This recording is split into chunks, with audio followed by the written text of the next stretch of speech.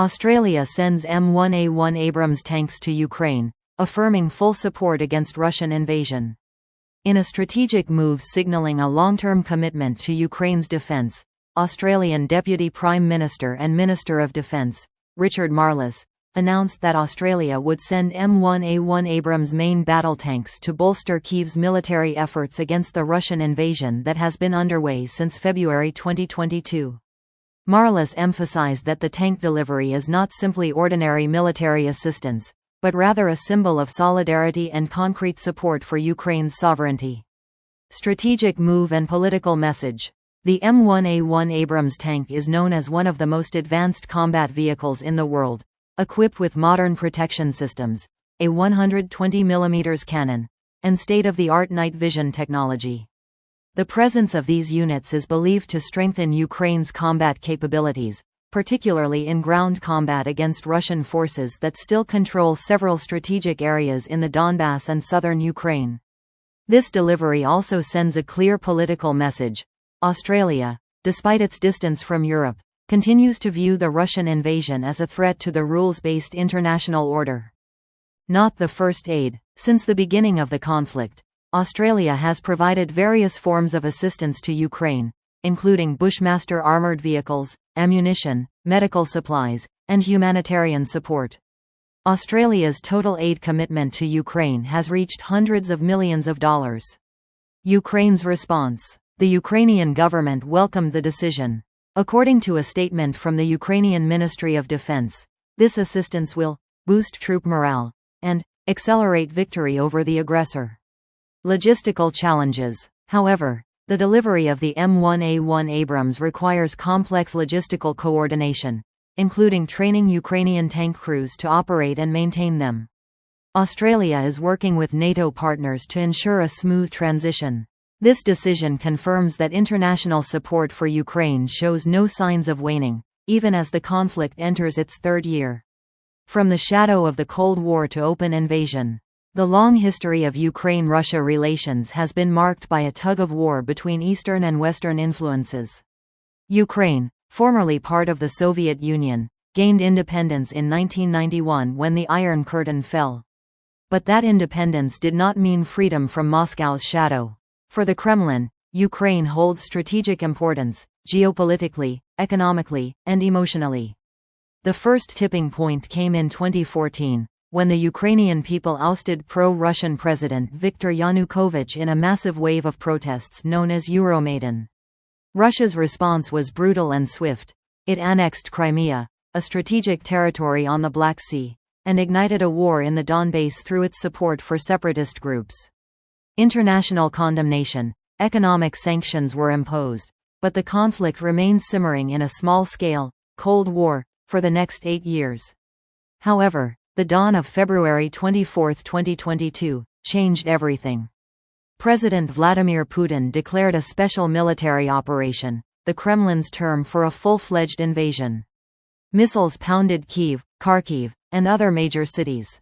Columns of Russian tanks crossed the border, while the Ukrainian skies filled with fighter jets. The world was shocked, but Ukraine, under the leadership of Volodymyr Zelensky, refused to surrender. Images of destruction and civilian casualties soon dominated global television screens. Western nations, previously cautious, began to realize that this was not simply a regional conflict, but a direct threat to the principles of state sovereignty and the rules-based international order.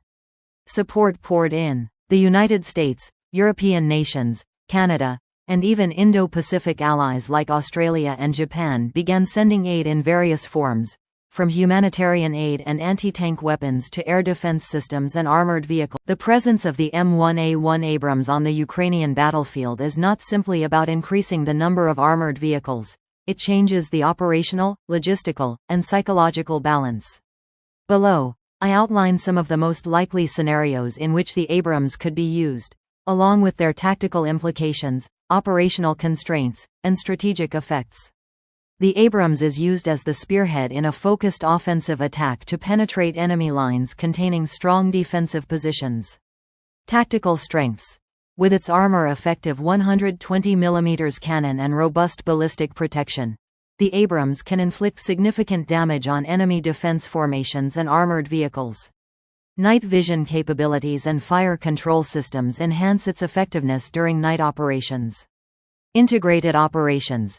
The success of such an attack relies on precision artillery support, air suppression fire, if available, terrain engineering, mine clearance, and mechanized infantry forces closing gaps. The Abrams is most effective when part of a combined arms package, not acting alone. Psychological impact.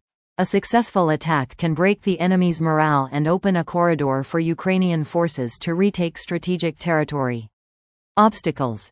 Ukraine's rugged terrain, narrow urban roads, and anti-vehicle mines limit mobility. Command needs to ensure secure supply lines for fuel and ammunition. When Russian troops first crossed the Ukrainian border in February 2022, many countries in the Indo-Pacific remained in a watch-and-wait stance. However, within weeks, Australia took a much more assertive stance. Under the then government, Canberra decided to provide not only diplomatic support and economic sanctions, but also tangible military assistance. This move marked the beginning of a series of contributions that would grow over more than 2 years. Here's a timeline of Australia's assistance to Ukraine, from the legendary Bushmaster tactical vehicle to the steel-clad M1A1 Abrams. International law and politics perspective, the Russian invasion and principles of international law.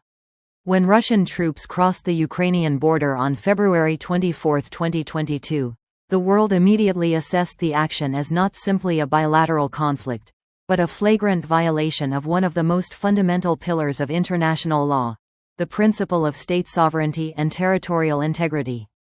The principle of sovereignty and the prohibition of the use of force. This principle is clearly stated in Article 2.4 of the United Nations Charter, which states that all member states must refrain from the threat or use of force against the territorial integrity or political independence of any state. Russia's invasion of Ukraine, without Kyiv's consent and without a UN Security Council mandate, is considered by a majority of UN members to be a flagrant violation of this article. But beyond all the aid and strategy, the greatest hope remains a just and lasting peace, a peace born not of fear, but of mutual respect. The world awaits the day when the guns can be silenced. From the Australian desert to the Ukrainian plains, the journey of Bushmaster to Abrams is a story of solidarity, courage, and hope. May these steps be part of the long road to a just peace. Thank you for watching. Don't forget to like, share, and subscribe for more in-depth news updates.